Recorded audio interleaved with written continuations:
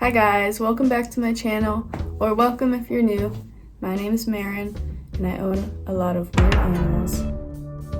But I have some sad news. Haku, he did unfortunately pass away, but I got him, I think it was February of this year, and I got him when he was already a mature male, so he lived a really long life.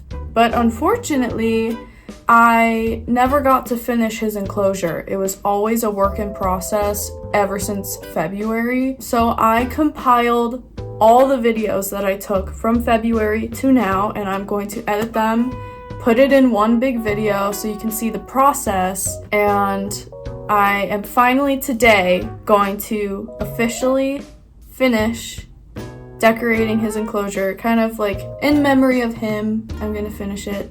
And then that way, if I ever do get another jumping spider, then we can house him or her. But I hope you enjoy. So first I found a no-face 3D print template online. I'll put that in the description. And then I started 3D printing him. Next I started working on the background, so I opened a Pages document and I found a picture that I wanted to use for the background, and I chose the temple from Spirited Away. I made sure it fit the page and then I printed it.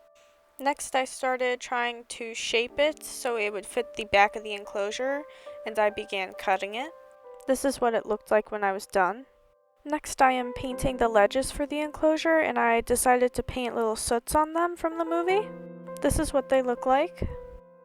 The next thing I did was I went outside and found some rocks, and I decided to paint them all gold, as well as the 3D print of No-Face, because in the movie, No-Face tries to bribe some of the characters with gold. This is what the finished product looks like.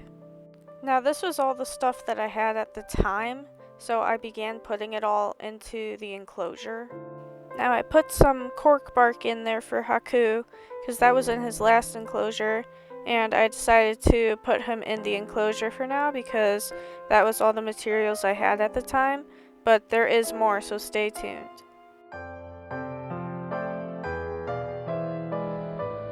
There's our little guy.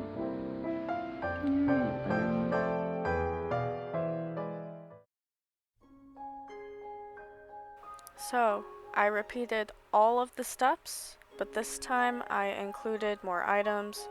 So I'm putting down some moss, I'm gluing magnets to the ledges, I'm cutting out a new sheet of paper with the picture on it for the background, and I'm basically repeating everything that I'm doing, making sure the enclosure is clean for the next jumping spider that's going to go in there, which is most likely going to be March 15th or 16th, because I will be going to the Tinley Reptile Expo one of those days, so stay tuned for that.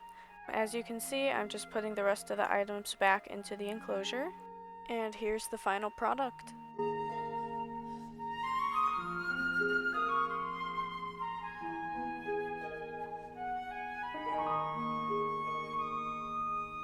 Thank you so much for watching this video.